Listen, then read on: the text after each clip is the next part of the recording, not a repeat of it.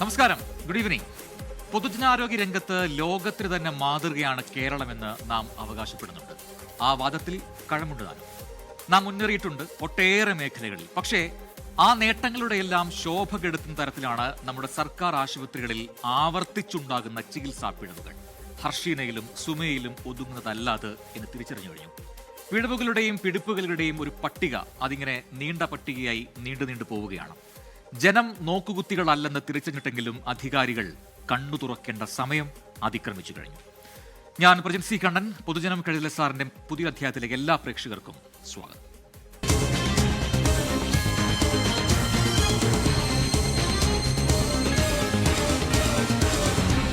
പൊതുജനം കഴുതയല്ല sir.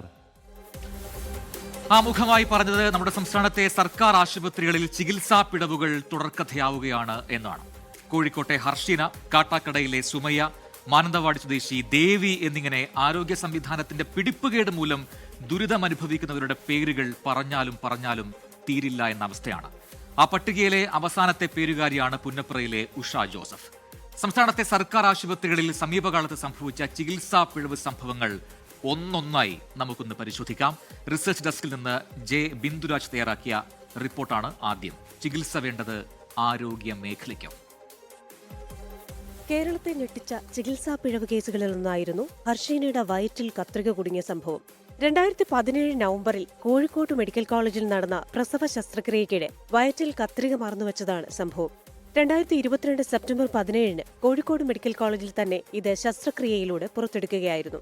Police അന്വേഷണത്തിൽ medical കോളേജിലെ ഡോക്ടർമാരുടെയും നഴ്സുമാരുടെയും ഭാഗത്ത് പിഴവുണ്ടായതായി കണ്ടെത്തി. തിരുവനന്തപുരം ജനറൽ ആശുപത്രിയിൽ 2023 മാർച്ച് 22 നടന്ന തൈറോയിഡ് ശസ്ത്രക്രിയയിലാണ് കാട്ടാക്കട കിള്ളി സ്വദേശി സുമയ്യയുടെ നെഞ്ചിൽ ഗൈഡ് വയർ കുടുങ്ങിയത്. ഇതേ തുടർന്ന് സുമയ്യയ്ക്ക് പലവിധ ആരോഗ്യ പ്രശ്നങ്ങളുണ്ടായി. 2025 മാർച്ച് 2 നെഞ്ചിന്റെ എക്സ്റേ എടുത്തപ്പോഴാണ് ഗൈഡ് വയർ കുടുങ്ങിക്കിടക്കുകയാണെന്ന് കണ്ടെത്തിയത്. പുറത്തെടുത്താൽ അപകട സാധ്യതയുള്ളതിനാൽ ഗൈഡ് വയർ ഇതുവരെ പുറത്തെടുക്കാനായില്ല. വയനാട് മെഡിക്കൽ കോളേജിൽ കഴിഞ്ഞ വർഷം ഒക്ടോബർ 20 മാനന്തവാടി സ്വദേശിയായ ദേവിയുടെ പ്രസവത്തിനിടെ ശരീരത്തിനുള്ളിൽ കോട്ടൺ തുണി കുടുങ്ങിയത്. രക്തസ്രാവം തടയാൻ വെച്ച തുണി പുറത്തെടുക്കാൻ മറക്കുകയായിരുന്നു. 75 ദിവസത്തിനു ശേഷം ഡിസംബർ 29 തുണി തനിയെ പുറത്തു വന്നത്. പാലക്കാട് ജില്ലാ ആശുപത്രിയിൽ പ്ലാസ്റ്റർ ഇട്ടതിലെ അപാകത മൂലം 9 വയസ്സുകാരി വിനോദിനിയുടെ കൈ മുറിച്ചു മാറ്റാനിടയാക്കിയ സംഭവമായിരുന്നു മറ്റൊന്ന്. 2025 സെപ്റ്റംബർ 24 വീണു പരിക്കേറ്റതിനെ തുടർന്ന് കൈയിൽ പ്ലാസ്റ്റർ ഇട്ട് വീട്ടിലേക്ക് വിട്ടയക്കുകയായിരുന്നു. തുടർന്ന് പ്ലാസ്റ്റർ ഇട്ടതിലെ അപാകത മൂലം രക്തയോട്ടം നിലച്ചതിനാൽ കുട്ടിയുടെ വലത് കൈ മുറിച്ചു മാറ്റേണ്ടി വന്നു. ആശുപത്രി അധികൃതർ ചികിത്സാ പിഴവ് നടന്നതായി സമ്മതിച്ചു. കോന്നി മെഡിക്കൽ കോളേജിൽ കോന്നി അരുവാപ്പലം സ്വദേശിയായ 14-കാരൻ തൻസീറിന്റെ ഒടിഞ്ഞ കൈ ശസ്ത്രക്രിയയ്ക്ക് പിന്നാലെ വളഞ്ഞുപോയെന്ന് പരാതി ഉയർന്നിരുന്നു. 2025 നവംബർ 15 പ്ലാസ്റ്റർ ഇട്ടത്. 2.5 മാസത്തിനു ശേഷം ഈ വർഷം ഫെബ്രുവരി 2 പ്ലാസ്റ്റർ മാറ്റിയപ്പോൾ കൈ വളഞ്ഞുപോയെന്നാണ് പരാതി. ഇതിന് പിന്നാലെയാണ് 5 വർഷങ്ങൾക്ക് മുൻപ് 2021 മെയ് 3 ആലപ്പുഴ വണ്ടാനം സർക്കാർ മെഡിക്കൽ കോളേജിൽ ഗർഭപാത്രം നീക്കം ചെയ്യൽ ശസ്ത്രക്രിയയ്ക്ക് വിധേയയായ പുന്നപ്ര 40 ചിറയിൽ ഉഷ ജോസഫിന്റെ വയറ്റിൽ നിന്നും കത്രിക കണ്ടെത്തിയത്. ഒരാഴ്ച മുമ്പ് മൂത്രത്തിലൂടെ രക്തം വരാൻ തുടങ്ങിയതോടെ ഡോക്ടറുടെ നിർദ്ദേശപ്രകാരം നടത്തിയ എക്സ്റേ പരിശോധനയിലാണ് കത്രിക കണ്ടെത്തിയത്. Research desk 24. എന്നാൽ ഈ വാർത്ത കാണുമ്പോൾ ഒരുപാട് പ്രേക്ഷകർ അവരുടെ അഭിപ്രായങ്ങൾ രേഖപ്പെടുന്നു. അതിൽ രാകേഷും റോഷൻ ഇങ്ങനെ പറയുന്നു: കേരളം നമ്പർ 1 എന്ന് വാക്കിൽ മാത്രമേ ഉള്ളൂ, പ്രവൃത്തിയിൽ അത് കാണണമെങ്കിൽ ഭൂതക്കണ്ണാടി എടുത്ത് നോക്കേണ്ടി വരുമെന്നാണ് രാകേഷും റോഷൻ പറയുന്നത്. അങ്ങനെ അടച്ചാക്ഷേപം ആർക്കുമില്ല രാകേഷ് റോഷൻ. കാരണം ഈ പറയുന്നത് പോലെ ആരോഗ്യ മേഖലയിൽ ഉണ്ടാകുന്ന പ്രശ്നങ്ങൾ, പിഴവുകൾ അതിങ്ങനെ ചിലയിടങ്ങളിലൊക്കെ ഉണ്ട് എന്നാണ്. അടച്ചാക്ഷേപിക്കുന്നില്ല. കാരണം ഒട്ടേറെ അധികം മറ്റധികം മേഖലകളിൽ നമ്മൾ നമ്പർ 1 തന്നെയാണ്. അതിപ്പോഴും അങ്ങനെ തന്നെയാണ്. എന്നാലും ഈ കഴിഞ്ഞൊരു 5 വർഷക്കാലത്തേക്ക് എടുത്തു കഴിഞ്ഞാൽ ഒരുപാട് പ്രശ്നങ്ങൾ നമ്മുടെ മനസ്സിലേക്ക് അല്ലെങ്കിൽ പെട്ടെന്ന് നമ്മുടെ ഓർമ്മയിലേക്ക് വരുന്നുണ്ട്. ഒരുപാട് സംഭവങ്ങൾ ഇപ്പോൾ കണ്ട ആ റിപ്പോർട്ടിനെ കൂടാതെ ചെറിയ സംഭവങ്ങളൊക്കെ ഒട്ടനേകം ഉണ്ടായിട്ടുണ്ട്. എന്തുകൊണ്ട് ഇങ്ങനെ സംഭവിക്കുന്നു, അതിൽ എന്തൊക്കെ നടപടി ഉണ്ടായിട്ടുണ്ട് എന്നുകൂടി നമുക്ക് നോക്കാം. കഴിഞ്ഞ 5 വർഷത്തിനിടെ ആരോഗ്യമന്ത്രി വീണ ജോർജ് പ്രഖ്യാപിച്ചത് നിരവധി അന്വേഷണങ്ങളാണ്. പ്രഖ്യാപിച്ച അന്വേഷണങ്ങൾ എന്തൊക്കെയാണ്, അതിലെന്തിലൊക്കെ നടപടിയായി? കാണാം. ന്യൂസ് ഡെസ്കിൽ നിന്ന് വിനയ് ഉണ്ണി തയ്യാറാക്കിയ ഒരു സ്പെഷ്യൽ റിപ്പോർട്ട്. ഒന്നാം പിണറായി സർക്കാരിന്റെ കാലത്ത് കോഴിക്കോട് മെഡിക്കൽ കോളേജിൽ നടന്ന പ്രസവ ശസ്ത്രക്രിയയ്ക്കിടെയാണ് ഹർഷിനിയുടെ വയറ്റിൽ കത്രിക കുടുങ്ങിയത്. അന്ന് ആരോഗ്യമന്ത്രി കെ ശൈലജ. 2017 കുടുങ്ങിയ കത്രിക രണ്ടാം പിണറായി സർക്കാരിന്റെ കാലത്ത് 2022 പുറത്തെടുത്തു. ആരോഗ്യമന്ത്രി വീണ ജോർജ് അന്വേഷണം പ്രഖ്യാപിച്ചു. കുറ്റക്കാർക്കെതിരെ നടപടിയെടുത്തില്ല. ഡോക്ടേഴ്സിനെതിരായ കേസിന് ഹൈക്കോടതി സ്റ്റേയും വന്നു. ശസ്ത്രക്രിയക്കിടെ കാട്ടാക്കട സ്വദേശി സുമയ്യയുടെ നെഞ്ചിൽ ഗൈഡ് വയർ കുടുങ്ങിയ സംഭവത്തിൽ അടിയന്തര ചികിത്സാ പിഴവായി കണക്കാക്കിയായിരുന്നു ആരോഗ്യവകുപ്പിന്റെ അന്വേഷണം. ശസ്ത്രക്രിയ നടത്തിയ ഡോക്ടർ രാജീവ് കുമാറിനെതിരെ പോലീസ് കേസെടുത്തു. പാലക്കാട് ജില്ലാ ആശുപത്രിയിൽ ചികിത്സാ പിഴവിനെ തുടർന്ന് 9 വയസ്സുകാരിയുടെ കൈമുറിച്ചു മാറ്റിയ സംഭവത്തിൽ 2 ജൂനിയർ ഡോക്ടർമാരെ ആരോഗ്യവകുപ്പ് സസ്പെൻഡ് ചെയ്തു. കോഴിക്കോട് മെഡിക്കൽ കോളേജിൽ കുട്ടിയുടെ വിരലിന് പകരം നാവിൽ ശസ്ത്രക്രിയ നടത്തിയ ഡോക്ടറെ സസ്പെൻഡ് ചെയ്തു. പോലീസ് കേസെടുത്തു. പീഡിയാട്രിക് സർജറി വിഭാഗം അസോസിയേറ്റ് പ്രൊഫസർ ഡോക്ടർ ബിജോൺ ജോൺസണെയാണ് സസ്പെൻഡ് ചെയ്തത്. തിരുവനന്തപുരം മെഡിക്കൽ കോളേജ് യൂറോളജി വിഭാഗം മേധാവി ഡോക്ടർ ഹാരിസ് ചിറക്കൽ ഉന്നയിച്ച ആരോപണങ്ങൾ ആരോഗ്യമേഖലയെ പിടിച്ചുലച്ചിരുന്നു. അന്വേഷണത്തിന് 4 അംഗ വിദഗ്ധ സമിതിയെ നിയോഗിച്ചു. വിദഗ്ധ സമിതി പ്രാഥമിക റിപ്പോർട്ട് സമർപ്പിക്കുകയും ചെയ്തു. പക്ഷേ കാര്യങ്ങളിൽ കാര്യമായ മാറ്റമൊന്നും ഉണ്ടായില്ല. വിനയ് ഉണ്ണി, ന്യൂസ് ഡെസ്ക് 24. പൊതുജനം കഴുതയല്ല സാർ. ഇനി മറ്റൊരു കാര്യമാണ്, സ്വാഭാവികമായിട്ടും എന്താണ് നമ്മുടെ സംസ്ഥാനത്തെ ഈ സ്വകാര്യ ആശുപത്രികളുടെ സ്ഥിതി? എത്രമാത്രം പുതിയ ആശുപത്രികളും പുതിയ ക്ലിനിക്കുകളും ഓരോ വർഷവും ഉണ്ടാകുന്നുണ്ട്? സർക്കാർ സംവിധാനങ്ങൾ ഈ രീതിയിലാവുമ്പോൾ സ്വകാര്യ ആശുപത്രികൾ ആശ്രയിക്കേണ്ട സ്ഥിതി ഉണ്ടോ പലയിടങ്ങളിലും എന്നൊക്കെയുള്ള സുപ്രധാനമായ ചോദ്യമുണ്ട്. അതിൻ്റെ ഒരു കണക്കിലേക്ക് നമുക്ക് പോവാം. കേരളത്തിൽ കഴിഞ്ഞ 5 വർഷത്തിനിടെ 1306 ക്ലിനിക്കുകളും 444 ചെറിയ ആശുപത്രികളും അടച്ചുപൂട്ടിയതായിട്ടാണ് IMA പറയുന്നത്. അടച്ചുപൂട്ടിയ ചെറിയ ആശുപത്രികൾക്ക് പകരമായി വൻകിട ആശുപത്രികൾ സംസ്ഥാനത്ത് വർദ്ധിച്ചുവെന്നും കണക്കുകൾ നിരത്തുന്നു IMA. 5 വർഷം കൊണ്ട് സംസ്ഥാനത്ത് വർദ്ധിച്ചത് 1725 വൻകിട സ്വകാര്യ ആശുപത്രികളാണ്. ഇതുമൂലം ചികിത്സ, അനുബന്ധ ചെലവുകളും വർദ്ധിച്ചിട്ടുണ്ട്. ചെറുകിട ആരോഗ്യ സ്ഥാപനങ്ങളെ തകർക്കുന്ന ക്ലിനിക്കൽ എസ്റ്റാബ്ലിഷ്മെന്റ് ആക്ടിൽ ഭേദഗതി വേണമെന്ന് IMA അതുകൊണ്ട് തന്നെ ആവശ്യപ്പെടുന്നു. കാണാം തിരുവനന്തപുരത്ത് നിന്നും അലക്സ് റാമുഹു തയ്യാറാക്കിയ റിപ്പോർട്ട്. കത്തി വീഴുന്നത് ക്ലിനിക്കുകളുടെ കഴുത്തിൽ. ആരോഗ്യ സൂചികയിൽ കേരളം ഒന്നാമതായി തുടരുന്നതിനു പിന്നിൽ നഗര ഗ്രാമീണ മേഖലകളിലെ ക്ലിനിക്കുകളും ചെറുകിട ആശുപത്രികളും വഹിക്കുന്ന പങ്ക് വളരെ വലുതാണ്. സാധാരണക്കാർക്ക് കുറഞ്ഞ ചിലവിൽ മെച്ചപ്പെട്ട ചികിത്സ. എന്നാൽ ഇന്ന് അത്തരം ചെറുകിട ആരോഗ്യ സ്ഥാപനങ്ങൾ അടച്ചുപൂട്ടലിന്റെ വക്കിലാണ്. കഴിഞ്ഞ 5 വർഷത്തിനിടെ സംസ്ഥാനത്ത് അടച്ചുപൂട്ടിയത് 1306 ക്ലിനിക്കുകളും 144 ചെറിയ ആശുപത്രികളും.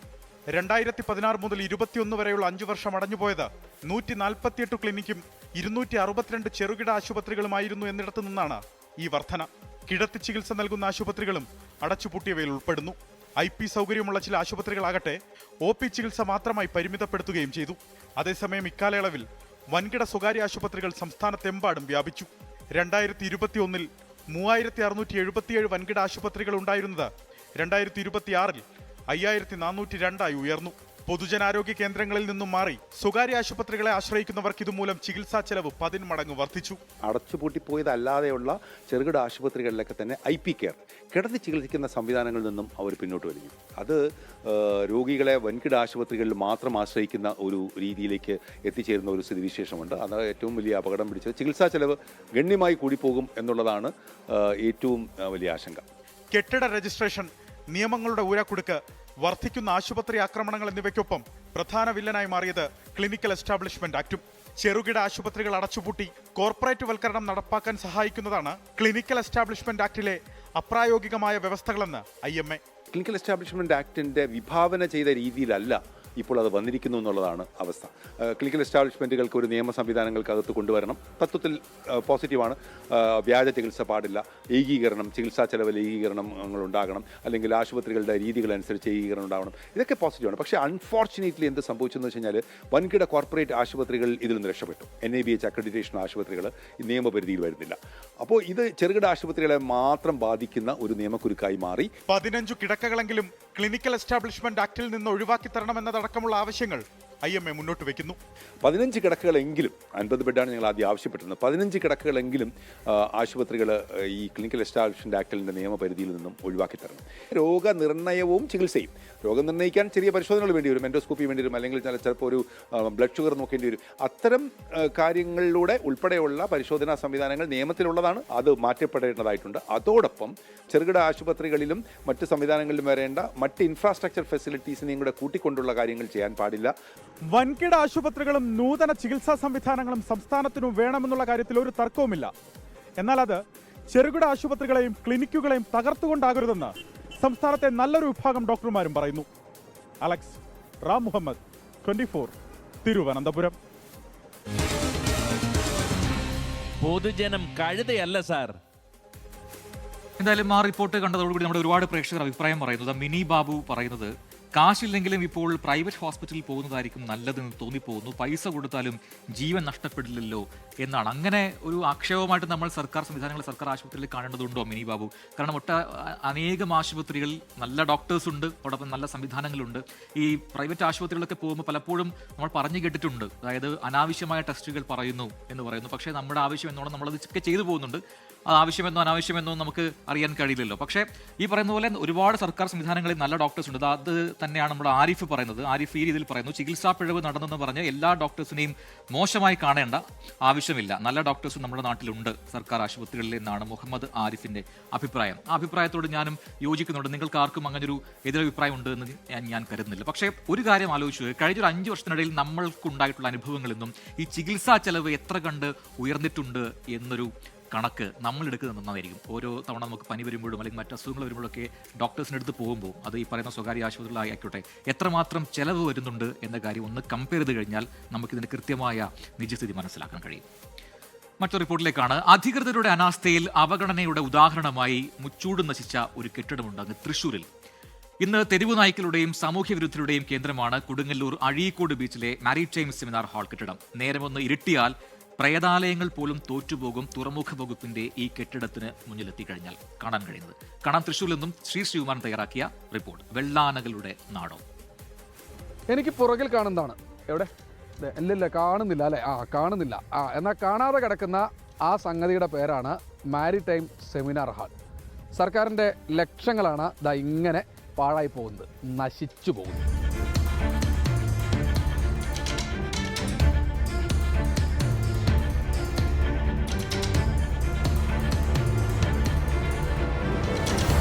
മനോഹരമായ അഴീക്കോട് മുനക്കൽ ബീച്ചിനോട് ചേർന്നാണ് സർക്കാരിൻ്റെ അനാസ്ഥയുടെ ശേഷിപ്പായി ഈ തകർന്ന കെട്ടിടം സ്ഥിതി ചെയ്യുന്നത്. അഴീക്കോട് ബീച്ചിനടുത്തു തന്നെയുള്ള മാരിടൈം അക്കാദമിയിലെ പഠിതാക്കൾക്കായി സെമിനാർ നടത്താനാണ് 2014 ഉമ്മൻചാണ്ടി സർക്കാരിൻ്റെ കാലത്ത് സെമിനാർ ഹാൾ പണി കഴിപ്പിച്ചത്. അന്നത്തെ തുറമുഖ വകുപ്പ് മന്ത്രി കെ ബാബു ആയിരുന്നു ഉദ്ഘാടനം മാമാങ്കമായി നടത്തി. വിശിഷ്ടാതിഥികൾ പിരിഞ്ഞുപോയി. കെട്ടിടം പിന്നെ ഒന്നിനും ഉപയോഗിച്ചില്ല. മിനി കോൺഫറൻസ് ഹാളോ ഒരു ഓഡിറ്റോറിയം ആയിട്ടൊക്കെ ഒരുപാട് ഫംഗ്ഷനൊക്കെ ആയിട്ട് ഉപയോഗിക്കാൻ പറ്റുമായിരുന്നു. ഇത് ശരിക്കും ഒരു അനാസ്ഥയാണത്. ഇത് ഒന്നിൽ റിനോവേറ്റ് ചെയ്തുകൊണ്ട് പൊതുജനങ്ങൾക്ക് വേണ്ടിയിട്ടുള്ളൊരു സംവിധാനമാക്കി തരണമെന്നാണ് നമ്മുടെ ആഗ്രഹം. ഇതിപ്പോൾ ഇങ്ങനെ കാട് കയറി നശിച്ചുകൊണ്ടിരിക്കുകയാണ്. ഇത് ഉപയോഗപ്രദമാകുന്ന രീതിയിൽ ഇത് വേണ്ട വിധത്തിൽ ഇത് അധികാരികൾ ഉപയോഗിക്കുകയാണെന്ന് വെച്ചാൽ ജനങ്ങൾക്കും ഇവിടെ വരുന്ന ടൂറിസ്റ്റുകൾക്കും ഇത് ഉപകാരപ്രദമാകും. കൃത്യമായി ഉപയോഗമില്ലാത്തതിനാൽ പ്രദേശം കാട് മൂടി. ബീച്ചിൽ നിന്നുള്ള ശക്തമായ കാറ്റിൽ സെമിനാർ ഹാളിന്റെ മേൽക്കൂര ഷീറ്റുകൾ നിലംപൊത്തി.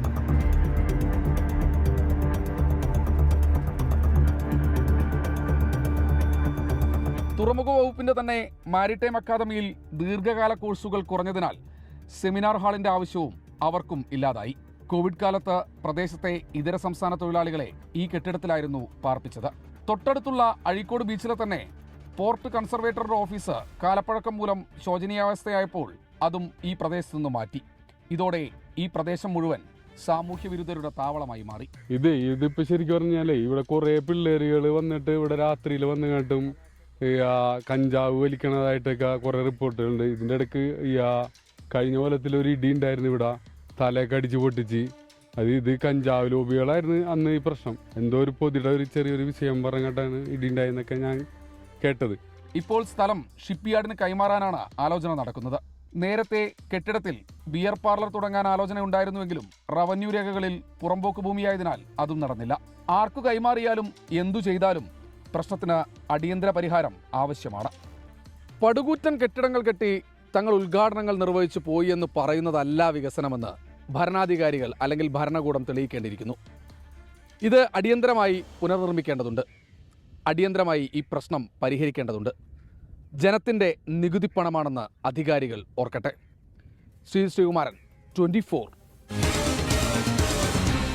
പൊതുജനം കഴുതയല്ല സാർ. ഇത്തരത്തിൽ എവിടെയൊക്കെയുണ്ട് ഈ രീതിയിൽ അനാഥമായി കിടക്കുന്ന കെട്ടിടങ്ങൾ സർക്കാർ മേഖലയിൽ എന്ന് നിങ്ങൾക്കും നമ്മളെ വിളിച്ച് അറിയിക്കാവുന്നതാണ്. ആ നമ്പർ അവസാനം കാണിക്കാം, ഏത് നമ്പറിലേക്കാണ് അത്തരം വാർത്തകൾ നൽകേണ്ടത് എന്നുള്ളത്. 20 കോടി രൂപയുടെ ക്രിസ്മസ് ബമ്പർ അടിച്ച ലോട്ടറി ടിക്കറ്റ് നഷ്ടപ്പെട്ടു എന്ന പരാതി. എറണാകുളം പാഴൂർ സ്വദേശിയായ റിട്ടയർഡ് ASI KK സജിമോനാണ് പരാതിയുമായി പോലീസിനെയും കോടതിയെയും സമീപിച്ചിരിക്കുന്നത്. ജനുവരി 24 നടന്ന നറുക്കെടുപ്പിൽ 1ാം സമ്മാനം ലഭിച്ച ടിക്കറ്റിനാണ് സജിമോൻ ഇപ്പോൾ അവകാശവാദം ഉന്നയിച്ചിരിക്കുന്നത്. ആൻ മരിയ സണ്ണി കൊച്ചിയിൽ നിന്ന് ചേർന്ന് കൂടുതൽ വിവരങ്ങളുമായി. ആൻ, എന്താണ് റിട്ടയർഡ് ASI ഇതുമായി ബന്ധപ്പെട്ട് പറയുന്നത്? എങ്ങനെ ഈ ലോട്ടറി ടിക്കറ്റ് നഷ്ടപ്പെട്ടു എന്നാണ് സജിമോന്റെ അവകാശവാദം?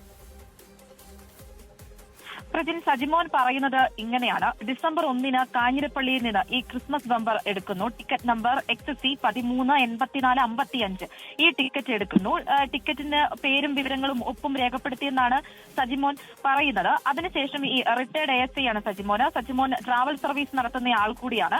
സജിമോന്റെ വണ്ടിയിൽ ശബരിമലയ്ക്ക് പോയ വിശാഖപട്ടണം സ്വദേശികളായ അയ്യപ്പന്മാർ ഈ വണ്ടിയിൽ കയറുന്നു. പിന്നീട് അവർ ഇറങ്ങുന്ന സമയത്ത് അവർ കൊണ്ടുവന്നിരുന്ന നെയ്പാത്രം ഈ വണ്ടിയിൽ മറന്നു വെക്കുന്നു. പിന്നീട് ഈ നെയ്പാത്രം കൊറിയർ വഴി അയച്ചു കൊടുക്കാൻ വേണ്ടിയിട്ട് സജിമോൻ പറയുന്നു, അയച്ചു കൊടുക്കാമെന്ന് പറയുന്നു.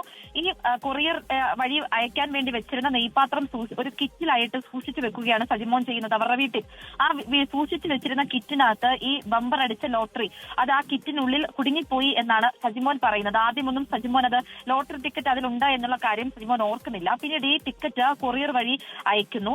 അതിനുശേഷം കൊറിയർ അയക്കാൻ വേണ്ടി ചെന്നതിന് ശേഷം തിരിച്ചു വീട്ടിലെത്തി കുറച്ച് കഴിഞ്ഞപ്പോൾ ഈ രീതിയിൽ അതിനുള്ളിലാണ് ടിക്കറ്റ് അകപ്പെട്ടു പോയിരിക്കുന്നത് എന്നുള്ള കാര്യം സജിമോന് വ്യക്തമാകുന്നത്. പിന്നീട് ഈ കൊറിയർ സർവീസിൽ ബന്ധപ്പെടുന്നു, അത് അയക്കരുത് എന്ന് പറയുന്നു. പക്ഷെ അത് ഡെലിവേർഡ് ആയിട്ടുണ്ടായിരുന്നു. പിന്നീട് ആ അയ്യപ്പ ഭക്തന്മാരുമായിട്ട് ഈ സജിമോൻ ഫോൺ കോളിൽ ബന്ധപ്പെടുന്നു. അത് പരിശോധിച്ച് തിരികെ ഉണ്ടെങ്കിൽ തിരികെ അയക്കാമെന്ന് പറയുന്നു. പക്ഷേ അവിടെ നെയ്പാത്രം മാത്രമാണ് കിട്ടിയത് എന്നുള്ള കാര്യം അവർ ബോധ്യപ്പെടുത്തുന്നു. അങ്ങനെയാണ് കൊറിയർ സർവീസ് സെന്ററിലാണ് ഈ ലോട്ടറി ടിക്കറ്റ് മിസ്സായത് എന്നാണ് സജിമോന്റെ അവകാശവാദം. തുടർന്ന് പോലീസിലും പരാതി കൊടുക്കുന്നു. ഹൈക്കോടതിയും വിഷയത്തിൽ മറ്റൊരു അവകാശവാദവുമായിട്ട് ഒരാൾ എത്തിയത് കൊണ്ട് തന്നെ ഹൈക്കോടതി വിഷയത്തിൽ ഇടപെട്ടിട്ടുണ്ട്. കൃത്യമായിട്ട് ഇത് മനസ്സിലാക്കിയതിനു ശേഷം വേണം സമ്മാനത്തുക കൈമാറണമെന്നാണ് ഹൈക്കോടതി പറഞ്ഞിരിക്കുന്നത്. ശരി, ആൻ മരിയ സണ്ണിയാണ് കൊച്ചിയിൽ നിന്നും വിശദാംശങ്ങൾ നൽകിയത്. ദിനം പ്രതി ആയിരക്കണക്കിന് ആളുകൾ വന്നുപോകുന്ന പൊതു ഇടങ്ങളിൽ ശുചിമുറി സംവിധാനം ഒരുക്കേണ്ടത് നമ്മുടെ ഭരണ സംവിധാനങ്ങളുടെ ഉത്തരവാദിത്തമാണ്. എന്നാൽ 2 കോടതികളും സബ് കളക്ടർ ഓഫീസും താലൂക്ക് ഓഫീസും പോലീസ് സ്റ്റേഷനും ഉൾപ്പെടുന്ന പാലക്കാട് ഒറ്റപ്പാലത്തെ കോടതി വളപ്പിൽ നിർമ്മിച്ച വഴിയുടെ വിശ്രമ കേന്ദ്രം പൂട്ടിക്കിടക്കാൻ തുടങ്ങിയിട്ട് മാസങ്ങളേറെയായി. നടത്തിപ്പിനായി ആളെ കിട്ടാത്തതാണ് അടഞ്ഞുകിടക്കാൻ കാരണമെന്നാണ് നഗരസഭയുടെ വിശദീകരണം. പ്രദേശത്ത് ശുചിമുറിയുടെ അഭാവം മൂലം നിത്യേന ബുദ്ധിമുട്ടുന്നത് നിരവധി ആളുകളാണ്. പാലക്കാട് നിന്നും ഷാരിഖ് നവാസ് തയ്യാറാക്കിയ റിപ്പോർട്ടിലേക്കാണ്. അടച്ചിടാനോ ശുചിമുറി? പൊതുജനങ്ങൾക്ക് ഉപകാരപ്രദമാകുന്ന വഴിയുടെ വിശ്രമ കേന്ദ്രം ഇന്ന് വെറും നോക്കുകുത്തി മാത്രമായി നിൽക്കുകയാണ്. 2 കോടതികളും ബ്ലോക്ക് പഞ്ചായത്ത് ഓഫീസുമടക്കം പൊതുജനങ്ങൾ ആശ്രയിക്കുന്ന 10ഓളം സ്ഥാപനങ്ങളിലേക്ക് എത്തുന്നവർക്കായാണ് ഈ കാണുന്ന ശുചിമുറികൾ ഉൾപ്പെടുന്ന കെട്ടിടം നിർമ്മിച്ചത്. റവന്യൂ ഡിവിഷൻ ആസ്ഥാനമായ ഒറ്റപ്പാലത്ത് sub collector office, taluk office, magistrate മുൻസിഫ് കോടതികൾ, sub registrar office, taluk supply office, village ഓഫീസുകൾ, block panchayat office, veterinary polyclinic, police station തുടങ്ങിയവ അടുത്തടുത്തായാണ് പ്രവർത്തിക്കുന്നത്. നിത്യേന ഇവിടങ്ങളിലേക്ക് എത്തുന്ന 100 കണക്കിന് ആളുകൾക്ക് പ്രാഥമിക കൃത്യങ്ങൾ നിർവഹിക്കാൻ ഒരിടമില്ലാത്തതിന്റെ പ്രശ്നം കണക്കിലെടുത്താണ് നഗരസഭ വഴിയുടെ വിശ്രമ കേന്ദ്രം നിർമ്മിച്ചത്. നിർമ്മാണശേഷം കുടുംബശ്രീക്ക് കൈമാറി പ്രവർത്തനം തുടങ്ങിയെങ്കിലും 1 മാസം കഴിഞ്ഞതും പൂട്ടിടേണ്ടി വന്നു. അതായത് ഓഫീസുകളിൽ ഉണ്ട്, കക്കൂസും കാര്യങ്ങളൊക്കെ ഉണ്ട്. പക്ഷെ അവിടെ പബ്ലിക്കിന് അലൗട്ടഡ് അല്ല കേട്ടോ, അവർ സമ്മതിക്കില്ല. പിന്നെ മജിസ്ട്രേറ്റ് കോടതിയിൽ ഒരു ഓപ്പൺ ബാത്റൂമുണ്ട്, രജിസ്റ്റർ ഓഫീസിലുണ്ട്, കംഫർട്ടബിളാണ് അത്. അതിപ്പോൾ കുറച്ച് ദൂരം ആയ കാരണം അങ്ങനെയൊക്കെയാണ് അതിൻ്റെ സംഭവങ്ങൾ. ഒരു കഫ്തീരിയ, വിശ്രമിക്കാനുള്ള സ്ഥലം, ഭിന്നശേഷിക്കാർക്കായുള്ള ശൗചാലയം, പുരുഷന്മാർക്കും വനിതകൾക്കുമായി പ്രത്യേകം ശൗചാലയങ്ങൾ എന്നിവയാണ് കെട്ടിടത്തിൽ സജ്ജമാക്കിയിരുന്നത്. കെട്ടിടം പൂട്ടിക്കിടക്കുന്നതിനാൽ സ്ത്രീകൾ ഉൾപ്പെടെ നിത്യേന ഇവിടെ എത്തുന്നവർ വലയുകയാണ്. ഇവിടെ വില്ലേജ് ഉണ്ട്, താലൂക്ക് ഓഫീസുണ്ട്, പോലീസ് സ്റ്റേഷനുണ്ട്, ഇവിടെ എല്ലാ സ്ഥാപനങ്ങളും ഉണ്ട്. ആ സ്ഥാപനത്തിലൊക്കെ സ്ത്രീകൾ വരുമ്പോൾ പൊതുജനങ്ങൾക്ക് ഒരു സൗകര്യം ആയി തന്നാൽ വളരെ ഉപകാരമായി. വിശ്രമകേന്ദ്ര നടത്തിപ്പിന് വീണ്ടും കരാർ ക്ഷണിക്കാനുള്ള നടപടികൾ തുടങ്ങിയിട്ടുള്ളതായാണ് നഗരസഭാ അധികൃതർ നൽകുന്ന വിശദീകരണം. ദിനം പ്രതി 100 കണക്കിന് ആളുകൾ എത്തുന്ന കോടതി വളപ്പിലെ വഴിയുടെ വിശ്രമ കേന്ദ്രം നടത്തിപ്പിനായി ആളെ കിട്ടുന്നില്ല എന്ന ലാഘവത്തോടെയുള്ള മറുപടിയിൽ നഗരസഭ കൈ കഴുകുകയാണ്. ക്യാമറാമാൻ രാജീവ് സുദേവനൊപ്പം ഷാരിഖ് നവാസ്, 24 പാലക്കാട്. പൊതുജനം കഴുതയല്ല സാർ. യെസ്, ജനകീയ വിഷയങ്ങളിൽ നമ്മുടെ ഇന്നത്തെ റിപ്പോർട്ടുകളൊക്കെ കണ്ട് ഒരുപാട് പ്രേക്ഷകർ കമന്റ് ബോക്സിൽ അവരുടെ അഭിപ്രായങ്ങൾ രേഖപ്പെടുത്തിയിട്ടുണ്ട്. അതായത് ഇപ്പോൾ ഓമനകൃഷ്ണൻ പറയുന്നു, വ്യക്തമായ ആസൂത്രണമില്ലാതെ ജനങ്ങളുടെ നികുതി ഉപയോഗിച്ച് കെട്ടിടങ്ങൾ പണിത് നശിപ്പിക്കുന്നത് എന്തിനാണ്? ആ പണം മറ്റെന്തെല്ലാം ആവശ്യങ്ങൾക്ക് ഉപയോഗിക്കാം എന്നാണ് ഓമനകൃഷ്ണന്റെ ചോദ്യം. നേരത്തെ നമ്മുടെ തൃശ്ശൂരിലെ ആ വിഷയം കണ്ടപ്പോൾ, അവിടുത്തെ വേതാലം പോലുള്ള കെട്ടിടം കണ്ടപ്പോഴാണ് ഇങ്ങനെ അവർക്ക് തോന്നുന്നത്. അങ്ങനെ ഒരുപാട് വിഷയങ്ങളിലേക്ക് നമ്മുടെ അഭിപ്രായങ്ങൾ രേഖപ്പെടുത്തുന്നുണ്ട് നമ്മുടെ പ്രേക്ഷകർ. അപ്പോൾ എന്തായാലും ഇന്നത്തെ പൊതുജനങ്ങളിലെ സാർന്ന പരിപാടിയുടെ സമയം പൂർത്തിയാവുകയാണ്. നാളെ കൂടുതൽ ജനകീയ വിഷയങ്ങളുമായി ഇതേ സമയം കാണാം. ഇനിയിപ്പോൾ 24-ന്റെ സംവാദ പരിപാടിയുടെ സമയമാണ്. എൻകൗണ്ടറുമായി ഹാഷ്മിതാജ് ഇബ്രാഹിം ചേരും പ്രേക്ഷകർക്കൊപ്പം. നമസ്കാരം.